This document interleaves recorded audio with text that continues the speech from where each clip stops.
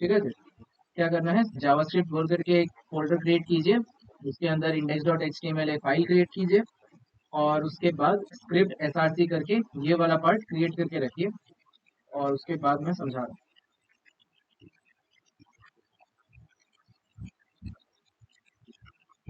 उतना पार्ट आप करके रखिए अपने साथ, मैं इसके बाद आपको आगे का स्टोरी बता रहा हूँ कि करना क्या है।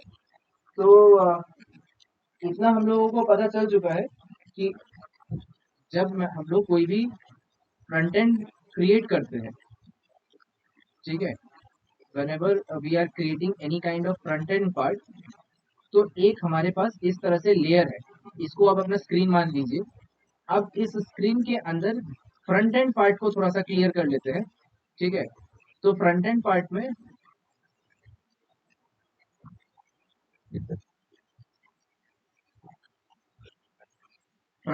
में यहाँ पे जो चीजें समझने के लिए है वो है डिफ प्रॉपर्टी, थोड़ा बहुत समझ लीजिएगा। उसके बाद जो दूसरा चीज समझना है वो है कि इसको स्टाइल कैसे करना है। एक डिफ को अगर स्टाइल करना आता है आपको, तो यू कैन नो एवरीथिंग, ठीक है। ये स्क्रीन है।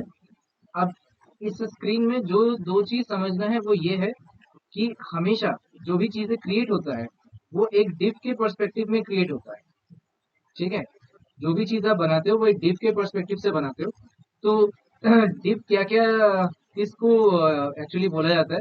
तो अगर मैं यहाँ पर इधर पे कोई भी चीज बनाना चाहता हूँ, ये वाला चीज अगर मुझे बनाना है, तो this will come under one div, ठीक है। इवन इसके अंदर मुझे अगर एक ब्लॉक क्रिएट करना है, इसके अंदर एक ब्लॉक क्रिएट करना है, इसके अंदर एक ब्लॉक, फिर ये एक ब्लॉक, फिर इधर एक कुछ चीज, फिर यहाँ पे मान के चलो कोई कार्ड क्रिएट करना है, 1 2 3 4, ठीक है।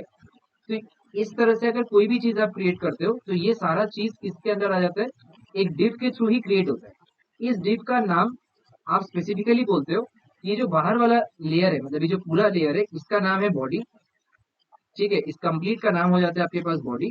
इसके अंदर ये वाला जो सेक्शन है इसको हम लोग नैवबार बुला देते हैं, ठीक है। इसके अंदर ये जो पूरा सेक्शन है ये हो गया, समझ लो किसी के लिए लोगो पार्ट, ठीक है। ये हो गया किसी के लिए एड्रेस पार्ट, ये हो गया किसी के लिए कुछ सपोज सर्च पार्ट, ठीक है। ये फिर कुछ प्रोडक्ट दिखाने का पार्ट हो गया, ये होम पेज दिखाने का पार्ट हो गया या कॉन्टैक्ट पेज। फिर ये यहाँ पे अगर कुछ और ब्लॉक क्रिएट करना हो तो ये कॉन्टैक्ट वाला पोर्शन हो जाएगा। इस तरह से आपको क्या करना है, डिप्स क्रिएट करने हैं। अब इसके बाद आते हैं कि इन बॉडी के अंदर में, इस कंप्लीट बॉडी के अंदर में जब आप ये पहला डिप क्रिएट करते हो, ये दूसरा डिप क्रिएट करते हो, ये तीसरा डिप, ये चौथा डिप, इसके बाद इसके अंदर अगर आपको कुछ और सजाना है तो यहाँ से आप इस तरह से इसको इस फॉर्मेट में सजा सकते हो। यानी जो भी चीज कर रहे हैं हम लोग, वो सारा चीज क्या है, एक एक डिप के फॉर्मेट में क्रिएट होता रहेगा। तो अगर आपको डिप समझ में आ जाता है तो फिर आपका फ्रंट एंड में ज्यादा कुछ रहता नहीं है समझने की। दो चीज आपको सिर्फ समझना है, एक है कि डिस्प्ले प्रॉपर्टी समझना है, ठीक है। आफ्टर द क्लास टॉपिक्स जिसके पर आपको ध्यान देना है वो ये रखना कि डिस्प्ले प्रॉपर्टी क्या होता है। दूसरा कि ग्रिड सिस्टम आपको समझ लेना है, ग्रिड सिस्टम क्या है। तीसरा चीज जो समझना है वो है कि फ्लेक्स बॉक्स क्या होता है। ये तीन चार चीज समझ लेना, डिस्प्ले प्रॉपर्टी समझ लेना, ग्रिड समझ लेना, फ्लेक्स बॉक्स समझ लेना, और फ्लेक्स रैप होता है। ये चार चीज समझ लेने से आपका फ्रंट एंड क्लियर हो जाएगा, ठीक है। इसके बाहर का और कुछ है नहीं, इन चारों चीजों। পজিশনটা অতটাও ম্যাটার করে না, ঠিক আছে, পজিশন उतना ही मैटर नहीं करता है। लेकिन ये चार चीज समझना बहुत इंपॉर्टेंट है, डिस्प्ले, ग्रिड, फ्लेक्स ब्लॉक्स और रैप, ठीक है। डिस्प्ले के अंदर में आपके पास दो तीन तरीके का डिस्प्ले आ जाएगा, इनलाइन ब्लॉक, फिर इनलाइन ब्लॉक,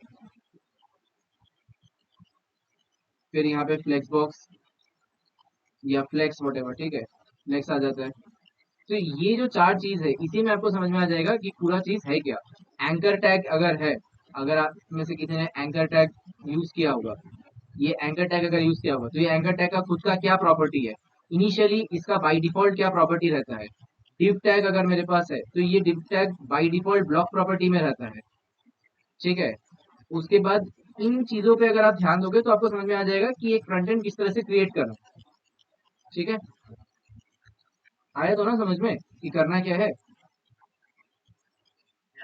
सिंपल, ये मेरे को एक बॉक्स है, ये कार्ड है, अगर मुझे इसको क्रिएट करना हो तो मैं यहाँ पे क्या करूंगा, एक div, ठीक है, और ये div हो जाएगा बंद। अब इसके अंदर अगर मुझे एक और दो ऐसा चीज चाहिए, तो सबसे पहले आपको आउटर लेयर क्रिएट कर लेना चाहिए कि देखिए इसके अंदर ये चीज रहने वाला है, उसके अंदर मेरे पास ये दो बॉक्सेस होंगे, यानी बाहर की तरफ से एक और डिव आप क्रिएट करोगे, ठीक है, बाहर की तरफ से एक और डिव क्रिएट करोगे। अब इसके अंदर ये हो जाएगा बॉक्स नंबर 1 और ये हो जाएगा आपके पास बॉक्स नंबर 2, ये दो चीज है। तो इसके अंदर आपको डिव बॉक्स 1 क्लास देना है और इसी की जैसा एक और डिव क्रिएट करेंगे, डिव बॉक्स नंबर 2। तो इस तरह से अगर आप क्रिएट कर करके बनाओगे तो फिर आपको समझ में आ जाएगा कि एक्चुअली में चल क्या रहा है। अब देखो ये चीज ऐसे आना चाहिए, लेकिन डायरेक्टली ऐसे आएगा नहीं। जब आप डिव लिखे हो तो ये बॉक्स यहाँ पे आने नहीं वाला है, ये बॉक्स जो है ना वो यहाँ पे बन जाएगा, ठीक है। तो इस बॉक्स को यहाँ पे लेके जाना हमारा टारगेट रहेगा। तो इस बॉक्स को यहाँ पे लेके कैसे जाएंगे, जब आप डिस्प्ले को, मतलब इस वाले बाहर वाला जो चीज है, ये जो बाहर वाला जो डिव है, इसको जब आप फ्लेक्स कर दोगे तो इसका वाला उठ के यहाँ चल जाएगा, ठीक है। अब अंदर में गैप कितना देना है, उसके लिए आपको जस्टिफाई कंटेंट पढ़ता होना चाहिए, ठीक है। तो एक डिव से ही आपका पूरा सीएसएस क्लियर हो जाएगा कि एक्चुअल में चल क्या रहा है, तो कितना स्पेस देना है, तो उससे जस्टिफाई कंटेंट है। अब जस्टिफाई कंटेंट में खुद में स्पेस इवनली रहता है, ठीक है, स्पेस इवनली रह गया या फिर स्पेस बिटवीन हो गया, ठीक है, स्पेस इवनली है या फिर स्पेस बिटवीन है या फिर सेंटर है। तो ये सब चीजें जो है ये आप अपने आप में क्लियर कर सकते हो। तो अभी हम जो स्टार्ट करेंगे वो होगा जावास्क्रिप्ट। और ये वाला जो जावास्क्रिप्ट है इसको समझना इसीलिए जरूरी है क्योंकि इसके थ्रू हम कोई भी मर्ज स्टैक में इन्वॉल्व होने वाले होंगे, ठीक है। तो बिफोर अंडरस्टैंडिंग मर्ज स्टैक या फिर मीन स्टैक वट जो भी स्टैक आपको समझना है, उन सबको समझने से पहले हमें प्रॉपर जावास्क्रिप्ट आना चाहिए। और यहाँ से एक्चुअली में आपका वेब डेवलपमेंट एक प्रोग्रामिंग लैंग्वेज में चेंज होता है। वेब डेवलपमेंट जो है वो एक टिपिकल प्रोग्रामिंग लैंग्वेज में चेंज होने वाला है, यानी जावास्क्रिप्ट का इन्वॉल्वमेंट आपके वेब डेवलपमेंट के जर्नी को एक प्रोग्रामिंग लैंग्वेज की जर्नी में चेंज करने वाला है, ठीक है। इतना दिन तक जो भी आपने सीखा है ये सब टाइम वेस्ट है, ठीक है, front end is complete time waste.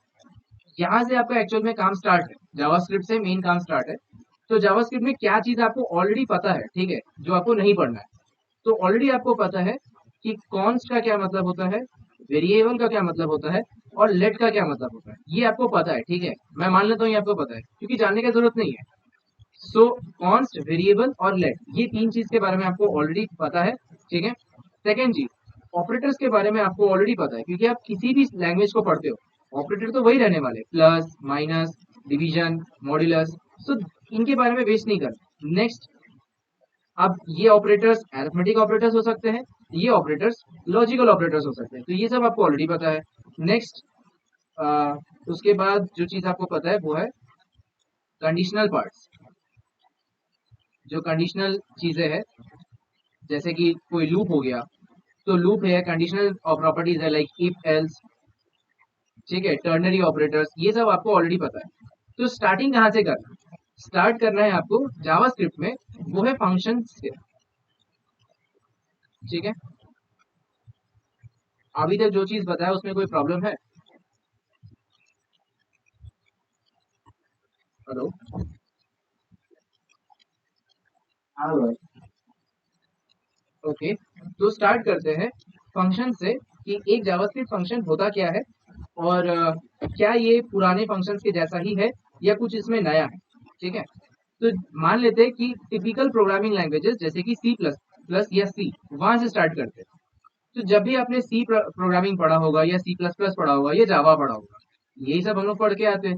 तो इन सभी प्रोग्रामिंग लैंग्वेजेस में एक जैसा ही फंक्शन था, ठीक है, इन सभी प्रोग्रामिंग लैंग्वेजेस में एक जैसा फंक्शन था और उस फंक्शन को बोला जाता है नेम्ड फंक्शन।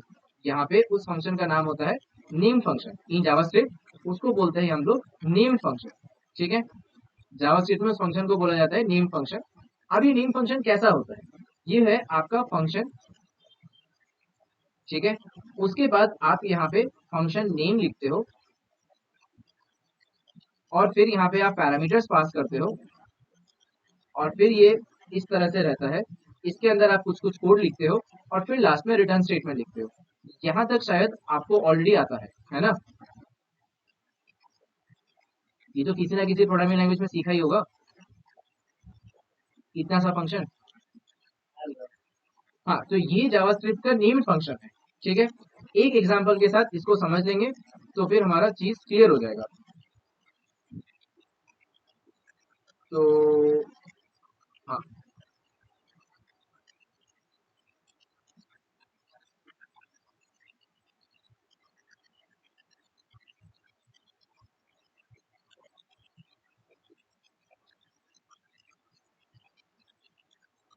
फाइल मैंने ऑलरेडी बना के रखा हुआ है, आप भी बना लो और फिर यहाँ से स्टार्ट करते हैं।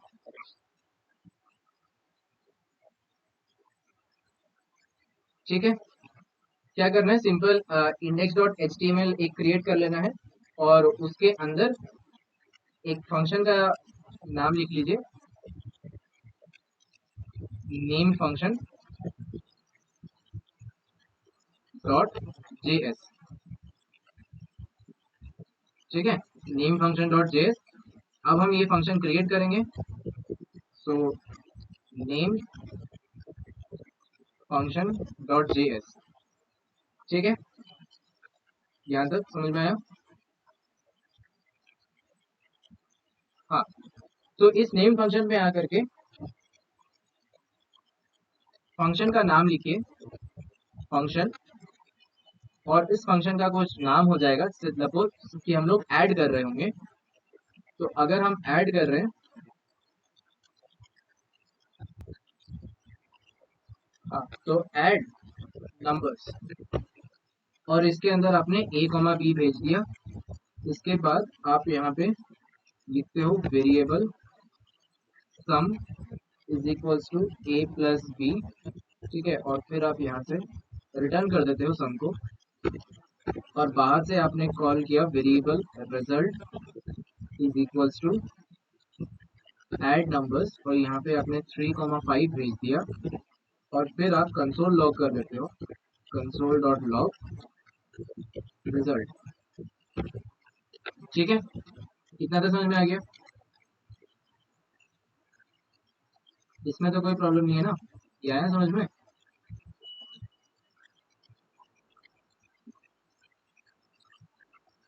हेलो, बताओ, ये समझ में आया?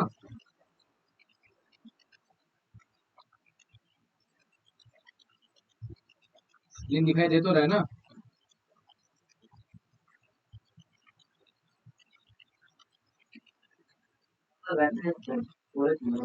हाँ, अब यहाँ पे आता है कि व्हाट इज नोड जेएस। यहाँ से स्टार्ट होता है कि यहाँ पे what is node JS and without node JS क्या होगा। तो नोड जेएस आपको अलाउ करता है कि आप इसको यहाँ पर चला सको। ठीक है, नोड जेएस अलाउ करता है कि मैं इसको इधर पे चला सकता हूँ। देखो यहाँ पे आंसर 8 दिखाई दे रहा है ना? तो नोड जेएस मेरा ये अलाउ करता है कि अगर मुझे आउटपुट अपने कमांड स्क्रीन पे देखना है तो नोड जेएस इसमें हेल्प करता है। अभी ये जो आंसर आया है 8, ये बिकॉज ऑफ नोड जेएस आया है। ठीक है, लेकिन अगर आपके सिस्टम में नोड जेएस नहीं है तो भी आप इसको चला सकते हैं। तब आपको क्या करना पड़ेगा, ये इंडेक्स एचटीएमएल इसलिए मैंने बनाने बोला था, और इसको गो लाइव कर दीजिए। ठीक है,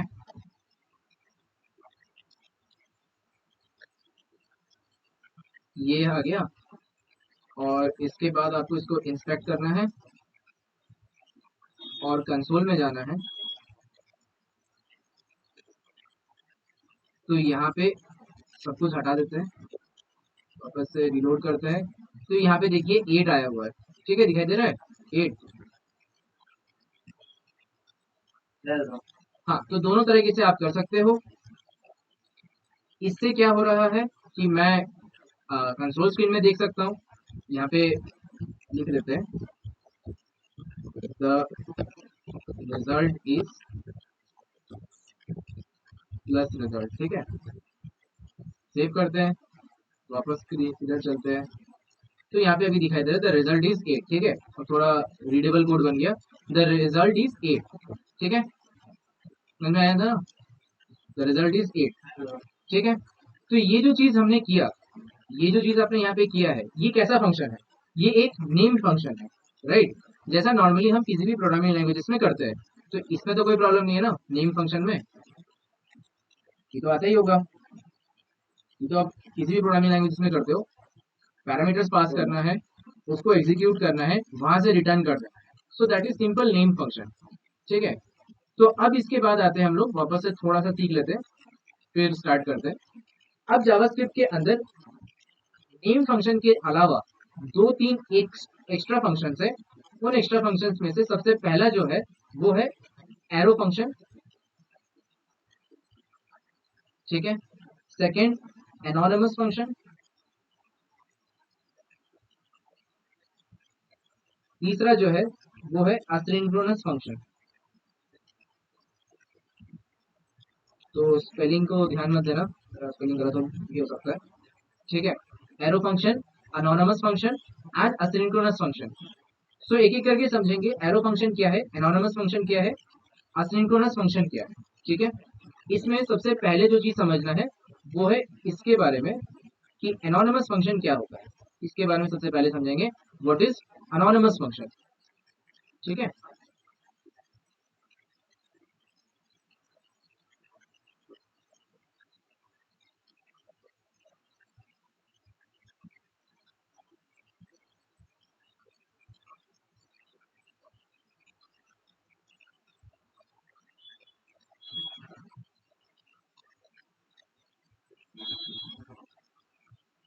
सो एनोनिमस फंक्शन जो है बाकी प्रोग्रामिंग लैंग्वेजेस में, अगर आपने थोड़ा बहुत भी दूसरा प्रोग्रामिंग लैंग्वेज के बारे में सुना होगा, तो दूसरे प्रोग्रामिंग लैंग्वेजेस में इसी को लैम्डा फंक्शन बोला जाता है। ठीक है, लाइक पाइथन। तो पाइथन में इस चीज को ही लैम्डा फंक्शन बोलते हैं, एनोनिमस फंक्शन को ही लैम्डा फंक्शन बोलते हैं। समझ में आया? सुना है कभी पाइथन में? हम्म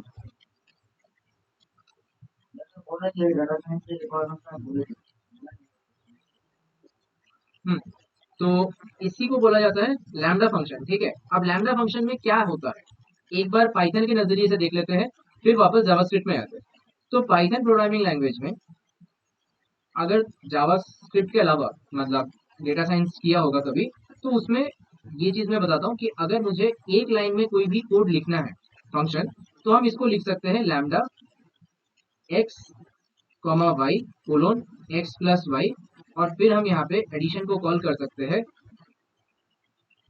और एडिशन 2 3 यहाँ पे कर सकते हैं, और इसको आप पाइथन के लैंग्वेज में प्रिंट करा दोगे। तो फिर ये क्या काम कर रहा है, ये x कॉमा वाई ले रहा है ना, x और y ले रहा है, और x प्लस वाई को ऐड करके आपको रिजल्ट वापस दे दे रहा है। समझ में आया? सो this is about lambda function. ये क्लियर है?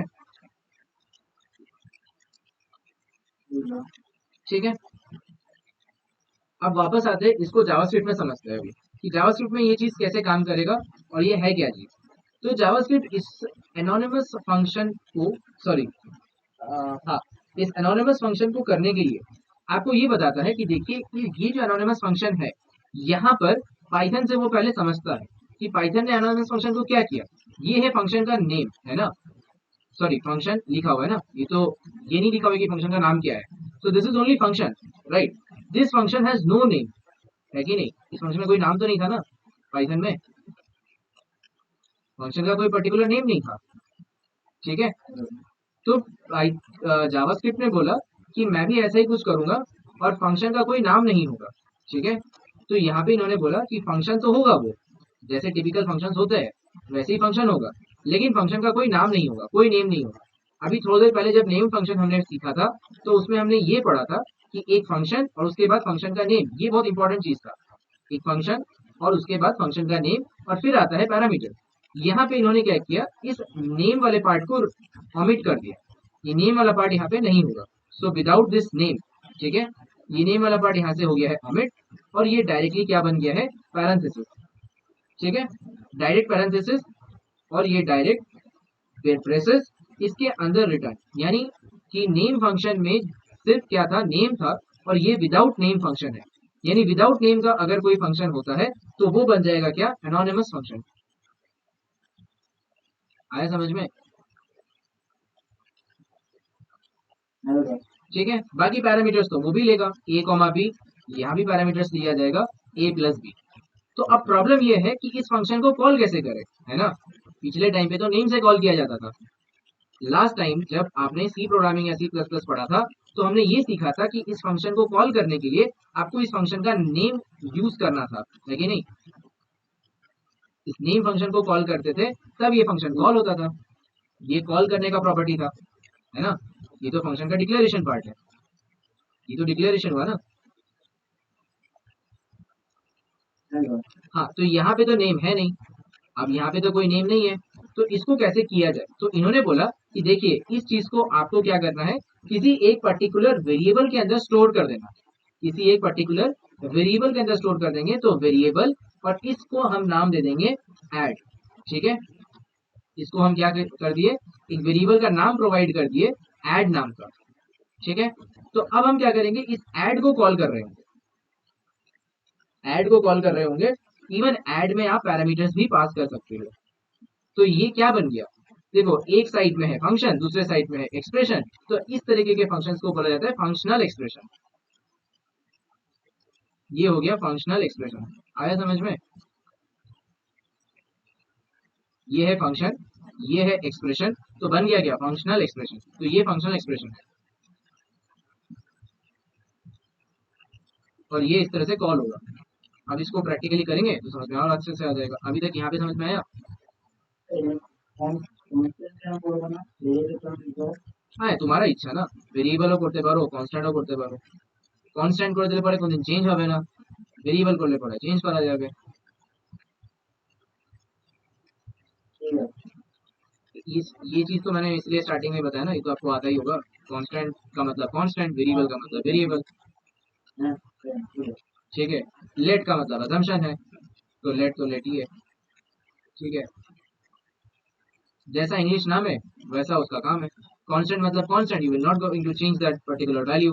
वेरिएबल का मतलब वेरिएबल, क्योंकि इसका वैल्यू चेंज हो जाएगा। और लेट का मतलब असम्पशन बेस्ड है, कि अभी के लिए इसको ऐसा मान लेते हैं, बाद में ये चेंज भी हो सकता है। ठीक है, तो फंक्शनल एक्सप्रेशन समझ में आया। फंक्शनल एक्सप्रेशन में क्या हुआ कि फंक्शन का नाम उड़ गया है, there is no name of that function. बाकी पैरेंथेसिस वैसा ही है, रिटर्न स्टेटमेंट भी वैसा ही है। अब उसके जगह पे क्या हो रहा है कि उसको आप किसी एक्सप्रेशन में स्टोर कर रहे हो, और इसलिए बन जाता है ये फंक्शनल एक्सप्रेशन। आया समझ में ये चीज? हाँ, तो इसको अभी ब्लॉक कर दो और एक और स्क्रिप्ट बनाते हैं। स्क्रिप्ट src, और इसका नाम हम लिखेंगे anonymous function dot js।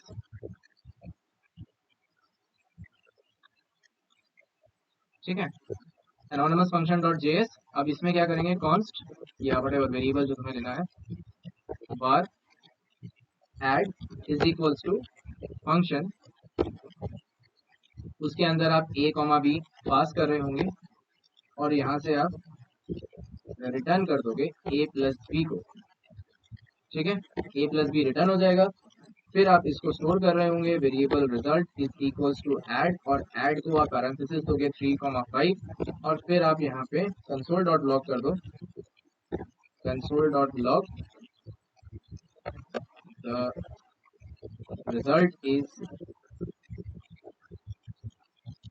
Plus result. ठीक है, ये तो एक तरीका हुआ कंसोल डॉट लॉग करने का। तो दूसरा तरीका भी सीख लो, कंसोल डॉट लॉग। अगर मैं बैकटिक का यूज करता हूँ तो the result is dollar result. ठीक है, तो ये बैकटिक के तरीके से है, ये नॉर्मल तरीके से है, प्लस स्लैश एन, ताकि वो नीचे आ जाए। ठीक है, आया समझ में?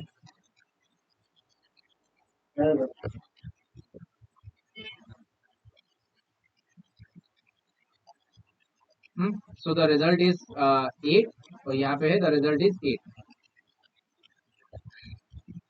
मैं यहीं पर दिखा रहा हूँ, वहाँ पे भी सेम ही चीज़ आएगा, यहाँ पे भी सेम ही चीज़ आएगा। तो आया तो ना, the result is 8, the result is 8। आज फर्क नहीं पड़ेगा क्योंकि वो ऑटो लोड हो रहा है। एनोनिमस फंक्शन यहाँ पे है, इसको देख लियो ना, समझ में आया तो? Hello hello. हाँ, तो इसमें कोई प्रॉब्लम है? कोई ऐसा चीज़ जो नहीं समझ में आया हो?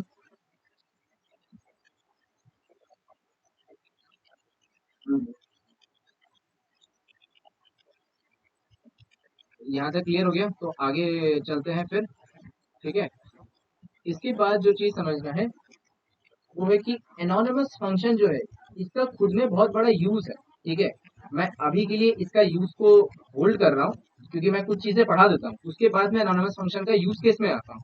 ठीक है, अभी मैं सारे फंक्शन क्लियर कर देता हूँ, उसके बाद हम लोग आएंगे। तो नेक्स्ट फंक्शन में जंप करते हैं। नेक्स्ट फंक्शन है आपके पास एरो फंक्शन।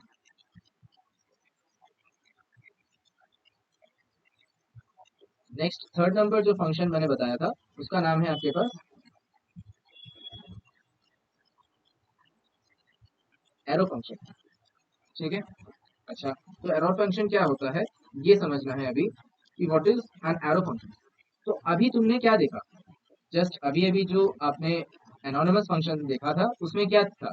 उसमें फंक्शन था, लेकिन फंक्शन का नाम नहीं था, सिर्फ ए कॉमा बी लिखा हुआ था, और अंदर से रिटर्न स्टेटमेंट था, है ना, ए प्लस बी, ये तो था। और इसको आप किसी वेरिएबल एडिशन सब्ट्रैक्शन में स्टोर कर दे रहे थे, तो इसको हम लोग क्या बताएं? Anonymous function. यहाँ तक क्लियर है ना, ये एनोनिमस फंक्शन?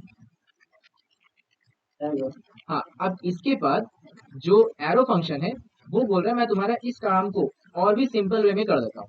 ठीक है, इस काम को और भी सिंपल वे में करता हूँ, तो मैं इसी पे जोड़ दे रहा हूँ क्योंकि एरो फंक्शन और एनोनिमस फंक्शन जो है, इसी पर बेस्ड करके पूरा रिएक्ट जेएस, फिर आपका नोड जेएस, ये पूरा चीज इसी पर बेस्ड करके है। ठीक है, तो अगर ये चीज क्लियर नहीं है तो वहां पे बहुत प्रॉब्लम होगा।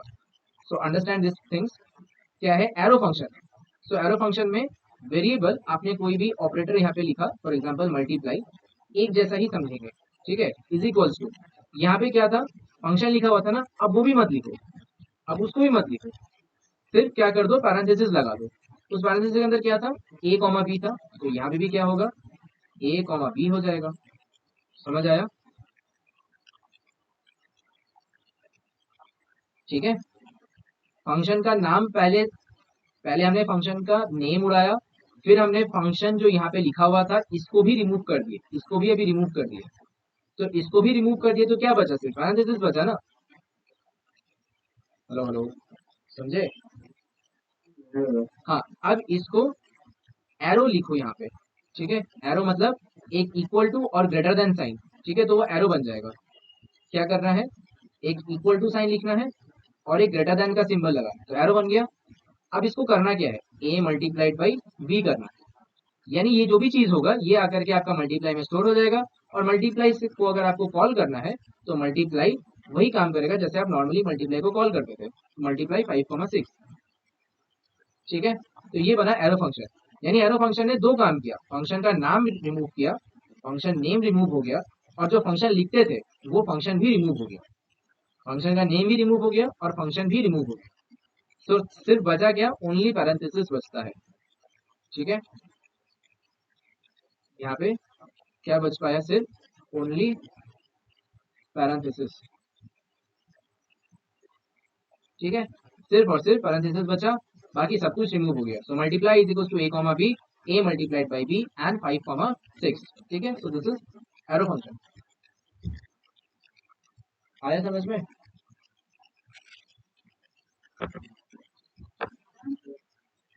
हाँ, अब इसको प्रैक्टिकली अप्लाई कर लेते हैं, समझ लेते हैं और अच्छे से।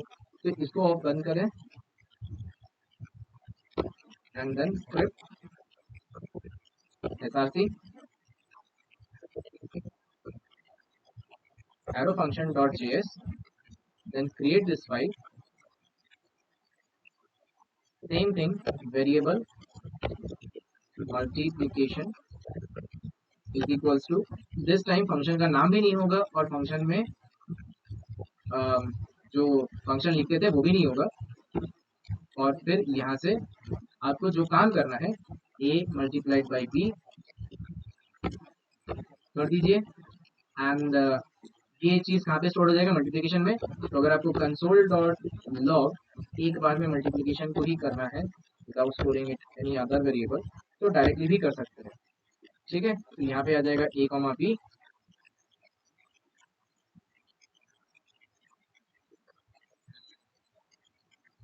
सेव करना है।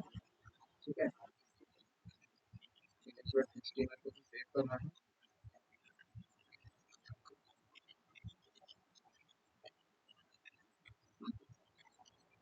ठीक है, तो ये 30 प्रिंट हो रहा है ना।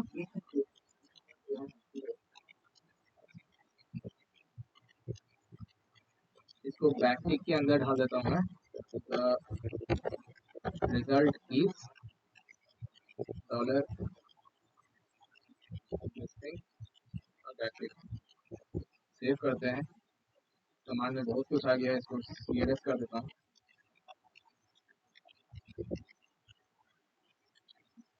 सही आउटपुट टर्मिनल में आ रहा है।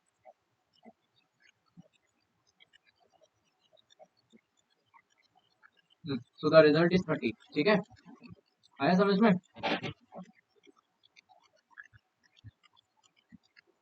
हेलो, यहाँ तक क्लियर है। तो एक अगर कोई डाउट है तो अभी पूछ लो, उसके बाद हम थोड़ा कॉम्प्लेक्स में चलते हैं।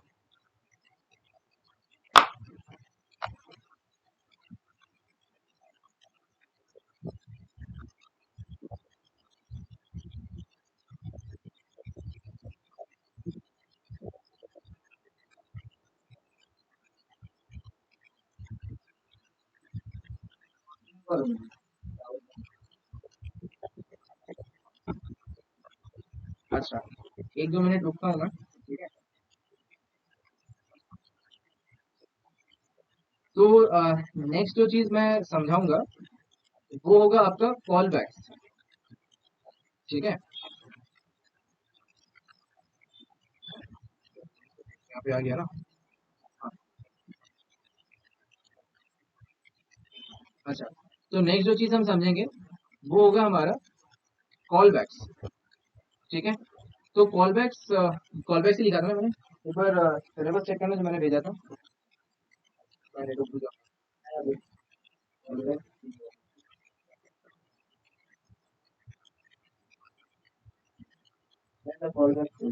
हाँ, तो कॉल बैक समझेंगे अभी।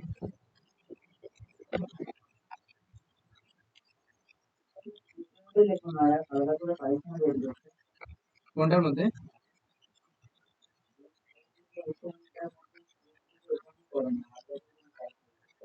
এইটা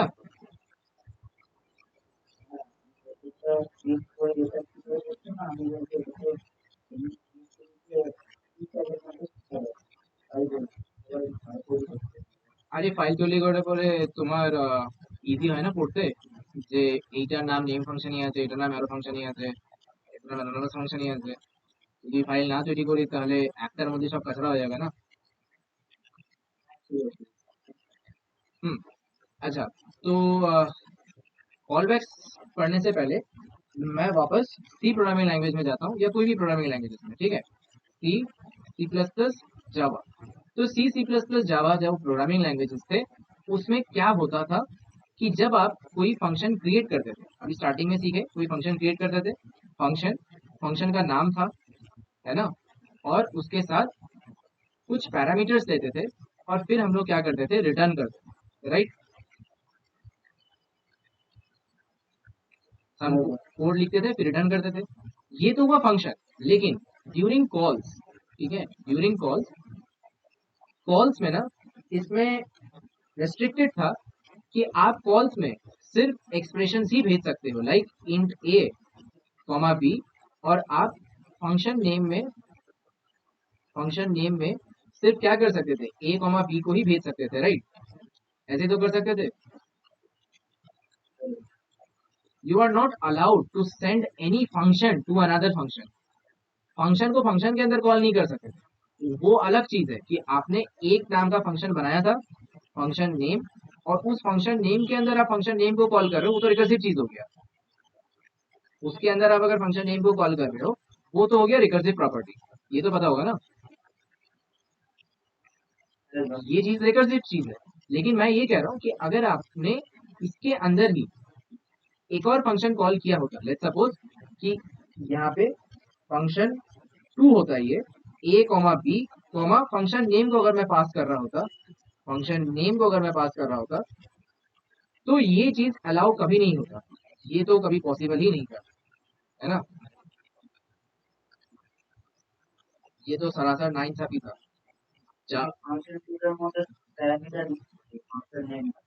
हाँ, ফাংশন নেমটা অ্যাজ আ প্যারামিটার কোনদিন পাসই হতো না, তাই তো? এই জিনিসটা কোনদিন হতোই না, না? মানে কি হচ্ছে, passing a function as a parameter, passing a function as a parameter to another function, ये चीज ही तो करना है ना मुझे, passing a function as a parameter to another function. ठीक है, ये चीज कभी होता ही नहीं है कि नहीं, ये कभी होता, passing a function as a parameter to another function, ये पॉसिबल नहीं था ना। हाँ, अब थोड़ा थोड़ा करके समझना स्टार्ट करना कि यहाँ से हम लोग एपीआई तक जाने वाले हैं, ठीक है। अ, ये एक्चुअली में रीजन है कि एपीआई तक कैसे जाया जाएगा, और एपीआई का स्टोरी समझने के लिए ये एक छोटा बेसिक आज का क्लास का है, ठीक है, मोटिव। तो passing a function as a parameter to another function, एक फंक्शन को दूसरे फंक्शन में एज अ पैरामीटर मुझे पास करना है, तो ये प्रॉपर्टी को ही हम लोग क्या बोलते हैं, कॉल बैक। डेफिनेशन समझ में आ गया होगा, कॉल बैक का डेफिनेशन क्या है।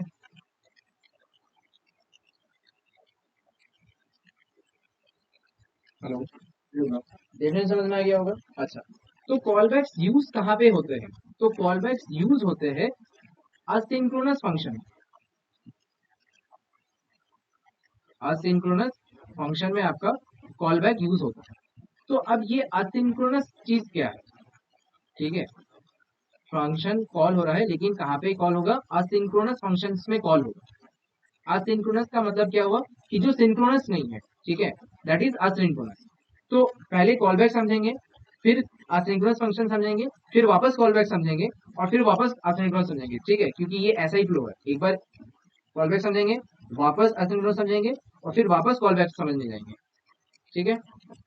अच्छा, समझ में आया तो ना, कि थोड़ा ऊपर नीचे होगा क्योंकि थोड़ा सा समझने में थोड़ा प्रॉब्लम होगा तुम्हें, ट्राई टू अंडरस्टैंड, ठीक है, आ जाएगा।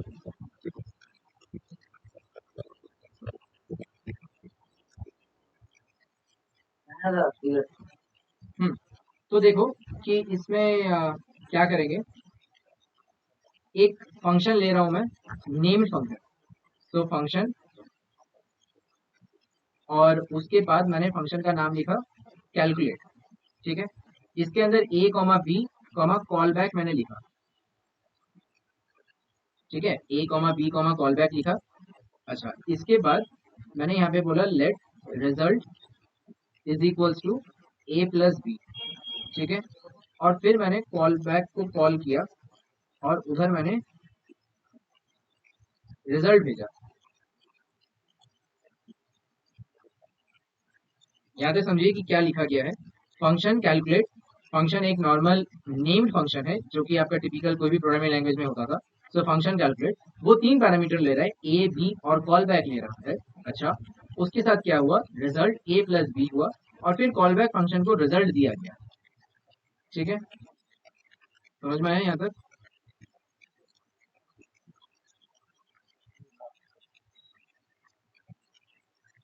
हम्म, तो अब इसमें हम कैलकुलेट को कॉल करेंगे बाहर से, तो उससे पहले मैं एक और फंक्शन बना रहा हूँ, फंक्शन डिस्प्ले रिजल्ट बोल के, फंक्शन डिस्प्ले रिजल्ट सम, ठीक है, और इसको मैंने दिया कंसोल डॉट लॉग सम, मैंने इसको प्रिंट करने बोल दिया, ठीक है, कंसोल डॉट लॉग सम मैंने प्रिंट करने दिया इसको। एक मिनट, इसको आप रीड करो।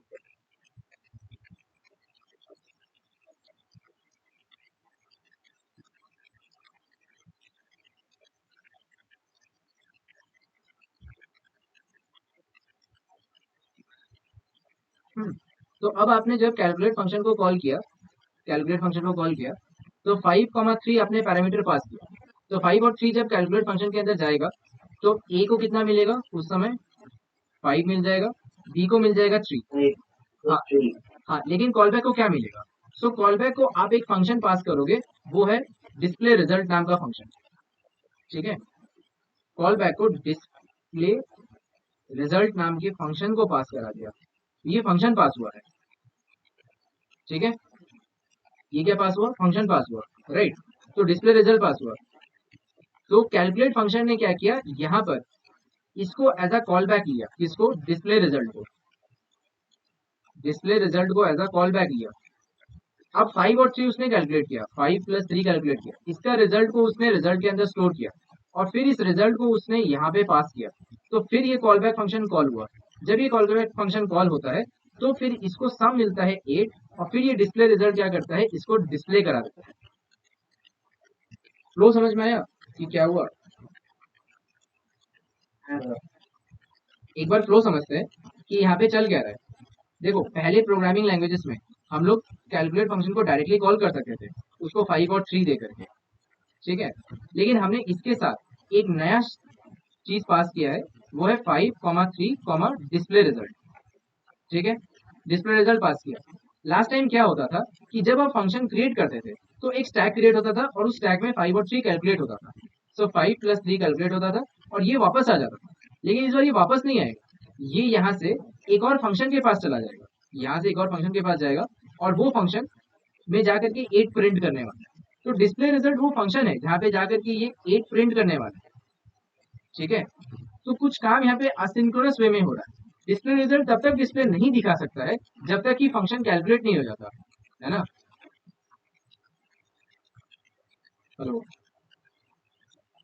राइट। डिस्प्ले रिजल्ट तब तक डिस्प्ले दिखा नहीं सकता है जब तक कि उसको फंक्शन मिल नहीं जाता है। तो ये चीज के लिए ही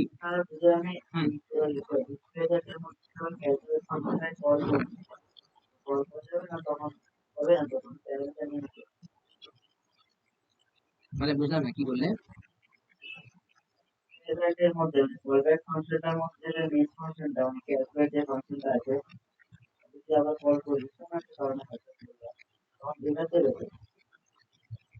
ডিসপ্লে রেজাল্টের ভিতরে ক্যালকুলেট না, সেটা তুমি করতেই পারো, এরর দেবে না এখানে। ওটা এরর দেবে না এখানে, আসিনক্রোনাসলি জিনিসগুলো কাজ করবে, এরর দেবে না। দেখো এখানে একটুখানি আসিনক্রোনাস কলব্যাকস এর দিকে এই জিনিসটাকে বোঝাই যে এখানে হচ্ছে কি। ঠিক আছে, সি তোমাকে ক্যালকুলেট করতে হবে, কিন্তু ক্যালকুলেট করার জন্য তুমি আগে ক্যালকুলেশন হবে। ঠিক আছে, ফার্স্ট অফ অল ক্যালকুলেশন হবে, আফটার ক্যালকুলেশন রেজাল্ট ডিসপ্লে হবে, ঠিক আছে। বাট এই ডিসপ্লে রেজাল্টটা কার উপরে ডিপেন্ড করে আছে? ক্যালকুলেটর উপরে ডিপেন্ড করে আছে। তো তুমি এখানে এইটাকে কি করছো, কল ব্যাক করে পাস করছো। তো এখানে আমি জাস্ট তোমাকে কল ব্যাক বোঝালাম, ঠিক আছে, আমি এখানে আসিনক্রোনাস ফাংশন বোঝাইনি, এখানে আমি জাস্ট কল ব্যাক বোঝালাম যে একটা কল ব্যাক কি করে কাজ করে। ঠিক আছে, আমি I didn't taught you about the about what about that particular concept of asynchronous function. Concept of asynchronous function এখানে বোঝাইনি, কনসেপ্ট অফ কল ব্যাকস বোঝালাম। ঠিক আছে, চেক করে দেখো কল ব্যাকস। তো এখানে দেখো কল ব্যাক যখন আমি বোঝাচ্ছি তো সিম্পল এটা কল ব্যাক, ঠিক আছে, এখানে কোনো asynchronous ফাংশন নেই। হুম,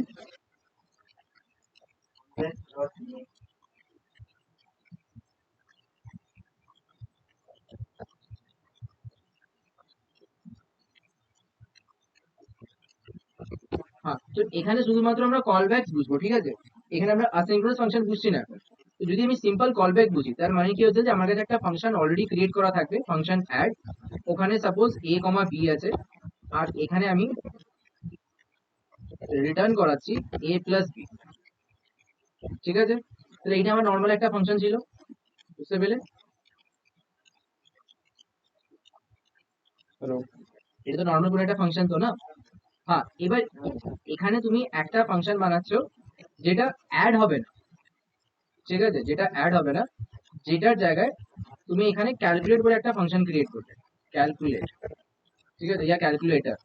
এবার ক্যালকুলেটর যে ফাংশনটা আছে ও কি করে, এ নেয়, বি নেয়, আর একটা অপারেটর নেয়, O P E R A P ও আর, ঠিক আছে।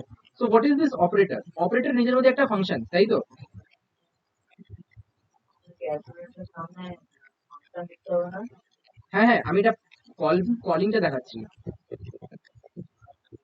কলিং পোর্শন দেখাচ্ছি আমি এখানে, যে এ আর বি কে আমি পাস করছি অ্যাজ আ প্যারামিটার, আর ওর সাথে আমি একটা অপারেটর পাস করছি, আর ওই অপারেটরটা কি হবে, নিজের মধ্যে একটা ফাংশন হবে, ঠিক আছে। A and B is normally functions, so you can say that expressions A and B are expressions, and inside that expressions, ঠিক আছে, এটা দুটো অপারেন্ড, আর অপারেটরটা হচ্ছে তোমার কাছে একটা ফাংশন। তো এখানটাতে যখন ক্যালকুলেটর বলে কেউ কল হবে, ঠিক আছে, ক্যালকুলেটর বলে যখন কল হবে, তো ওর মধ্যে এ আসবে, বি আসবে, আর একটা কল ব্যাক আসবে, রাইট, ঠিক আছে। হ্যালো, বুঝলে? হ্যাঁ, এবার কল ব্যাকের মধ্যে তুমি এ আর বিটাকে যদি পাস করে দাও, তাহলে এখানে কি হচ্ছে, এখানে যে কল ব্যাকটা, এইটা নিজের মধ্যে যে কোনো একটা অপারেটর নিতে পারে, তাই তো?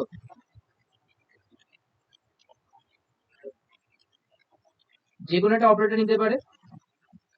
তো এখান থেকে যদি আমি একে কি করছি, অ্যাডিশনকে যদি আমি এখান থেকে পাস করে দিই, তাহলে এই কল ব্যাকের মধ্যে কি ঢুকবে, অ্যাডিশন, তাই তো? তাহলে কল ব্যাকটার নাম কি হয়ে যাবে, অ্যাডিশন। তাহলে এখানে অপারেটরের মধ্যে যদি আমি অ্যাড লিখি, তাহলে এখানে কি হচ্ছে, এই অ্যাডটা এখানে গেল, এই কল ব্যাকের নামটা হয়ে গেল অ্যাড, অ্যাড এর মধ্যে একটা কল ব্যাক হবে এ কমা বি, আর এখান থেকে রেজাল্টটাকে রিটার্ন করে দেবে,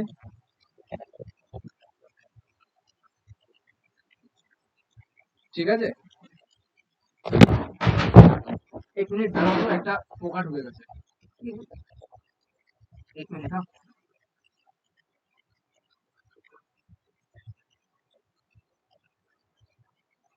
কি হচ্ছে, ফাংশনটার মেইন কাজ হচ্ছে যে এখান থেকে ক্যালকুলেট করে এনে দেবে। তো অ্যাকচুয়ালি অপারেশন এই কলব্যাক ফাংশনটা করছে, রাইট, বুঝতে পেলে এখানে এই প্রপার্টিটা?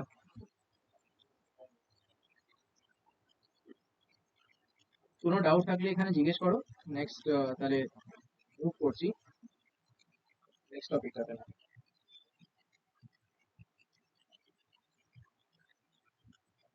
ধরো যেহেতু এ কমা বি, যেটা আমি ধরে ফাংশন বলে সাবস্ট্রাকশনের ফাংশনটা লিখে দিলাম, এই জায়গাটা তো সামনে ভ্যালু চাই, কিন্তু আপনি উপরে ক্যালকুলেটরে যখন ফাংশন কিছু আছে ইনপুটে, সাবট্রাকশন যখন করছি ওখানে চাইতে কি করা যায়, এ কমা বি কমা সি, সেক্ষেত্রে রেজাল্টটা কিরকম করতাম, মানে এরকম, এইখানে equal to A minus B রেখা,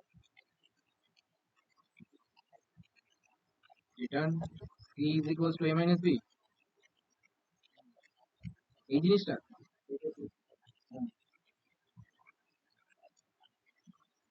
তুমি রিটার্ন করবো।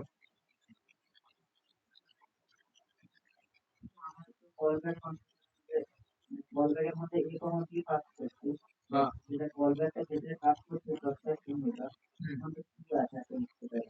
তো সিটা আনডিফাইন্ড আছে, সিটা এখানে আনডিফাইন্ড আছে, বাট তুমি এখানে যখন C is equals to A plus B করে রিটার্ন করে দিলে, তার মানে সি এর ভ্যালুটা এখানে তোমার এ মাইনাস বি হয়ে গেল না? ঠিক আছে, এই অবধি বুঝতে পারলে কি হলো এখানে? আচ্ছা, আমি 1 মিনিটে কল করছি, হ্যাঁ? বোঝা গেছে তো কল ব্যাকস কাকে বলে? Hello. আচ্ছা, সো নেক্সট জলদি কমপ্লিট করছি, ঠিক আছে, আমার একটু বাইরে যাওয়া আছে। So next is asynchronous function, ঠিক আছে।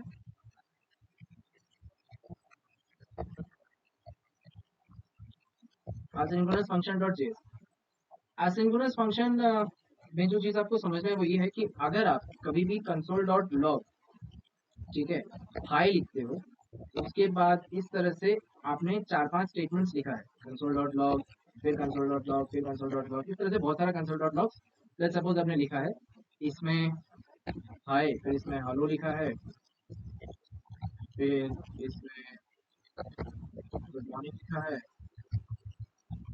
इसमें मैम लिखा है, सर लिखा है, दिस लिखा है, फिर दैट लिखा है, व्हाटएवर, ठीक है। तो इससे होगा क्या, इससे क्या होने वाला है, ये सारा चीज hi hello good morning ma'am sir this that ये सिंक्रोनसली प्रिंट हो रहा है ना, मतलब वन बाई वन प्रिंट हो रहा है। तो पहले हाई प्रिंट हुआ, फिर हेलो प्रिंट हुआ, फिर गुड मॉर्निंग प्रिंट हुआ, फिर मैम प्रिंट हुआ, फिर सर, फिर दिस, फिर that, right. Hi hello good morning ma'am sir this that, ठीक है। हाँ, तो ये एक सिंक्रोनस मैनर में प्रिंट हुआ है। लेकिन अगर मैं चाहता हूँ कि ये सिंक्रोनस मैनर में ना प्रिंट हो करके असिंक्रोनस मैनर में प्रिंट हो, मतलब पहले कुछ आए, फिर कुछ आए, फिर कुछ आए, ठीक है। पहले गुड मॉर्निंग आ जाए, फिर हाय आ जाए, फिर हेलो आ जाए, फिर दिस दैट आ जाए, फिर दिस आ जाए, फिर सर आ जाए। इस तरह से अगर मैं कुछ चीजें उल्टा पल्टा वे में चाहता हूँ, so for that case we need to make the function set time out, ठीक है। इसके कारण बहुत कुछ हो गया।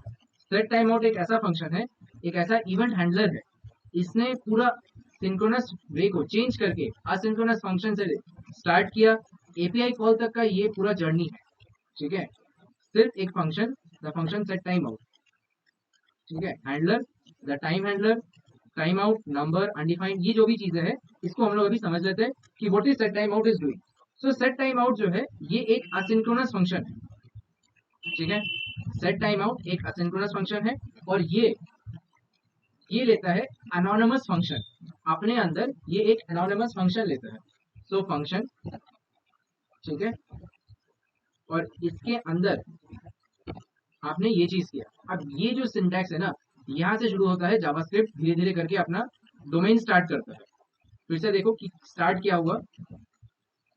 सेट टाइम आउट खुद में एक फंक्शन था, उसने एक और फंक्शन को अपने अंदर लिया, और यहाँ पर फंक्शन स्टार्ट होता है इस जगह से, इस जगह पे इसका फंक्शन का डिक्लेरेटिव स्टेटमेंट स्टार्ट होगा, और यहाँ से आपका जावास्क्रिप्ट धीरे धीरे करके अपने आप को एडवांस करना स्टार्ट करता है।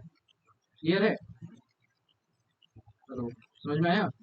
सेट टाइम आउट फंक्शन, एक फंक्शन लिया, उस फंक्शन के अंदर आप अभी कुछ लिखने वाले हो, तो क्या लिखने वाले हो, वो है कंसोल डॉट लॉग,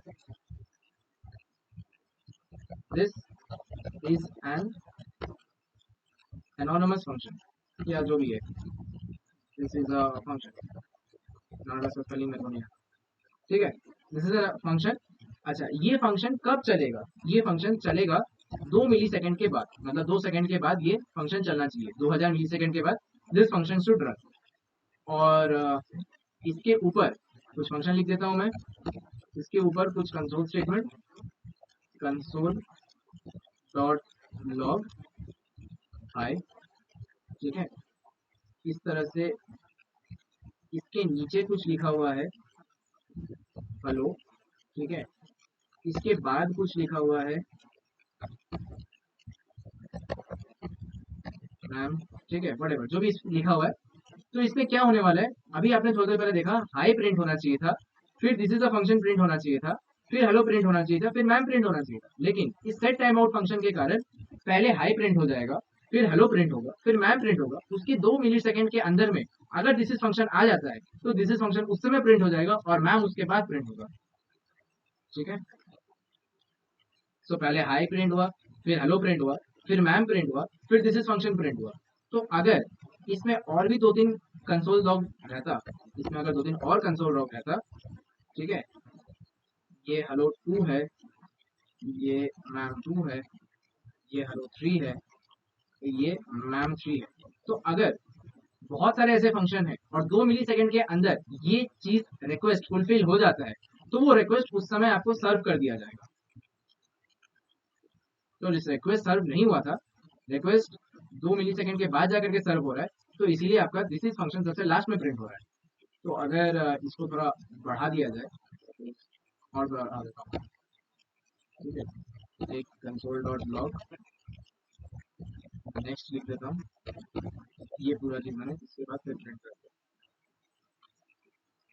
ठीक है, 2 मिली सेकेंड बाद ये प्रिंट हो रहा है, और इस तरह से ये चीज काम करता है। समझ में आया कुछ? हाय हेलो मैम, सब कुछ ऐसा है, लेकिन 2 मिली सेकेंड के बाद दिस इज फंक्शन प्रिंट होगा। और अगर 2 मिली सेकेंड के अंदर में वो रिक्वेस्ट फुलफिल हो जाता है, एक प्रोसेस 2 मिली सेकेंड के अंदर अगर कंप्लीट हो जाता है, ऐसे बहुत सारे कंसोल स्टेटमेंट लिख देते हैं, और 2 मिली सेकेंड के अंदर देखते हैं कि वो कब प्रिंट हो रहा है।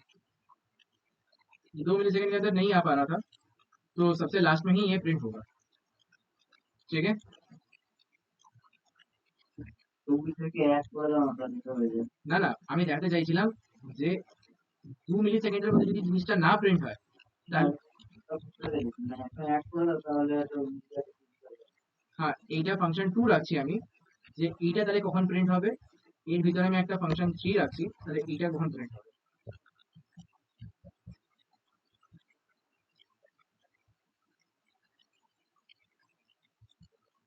ঠিক আছে, আগে তোমার যতগুলো স্ট্যাটিক রেসপন্সেস ছিল ওগুলো সব প্রিন্ট হয়ে যাবে, আর তোমার এই যে নন স্ট্যাটিক রেসপন্স মানে এই যে ডাইনামিক রেসপন্স যেটা আছে, এটা তোমার পরে গিয়ে প্রিন্ট হবে। ক্লিয়ার? তো এখানে রেসপন্সেস আর রিকোয়েস্ট যে দুটো জিনিস আছে এখান থেকে স্টার্ট হচ্ছে, যে আসিনক্রোনাস ফাংশন রেসপন্স রিকোয়েস্টের উপরে কাজ করে। তো আজকে এই অবধি থাক, কালকে একটু তাড়াতাড়ি জয়েন করো, তাহলে আমি পরের ক্লাস থেকে স্টার্ট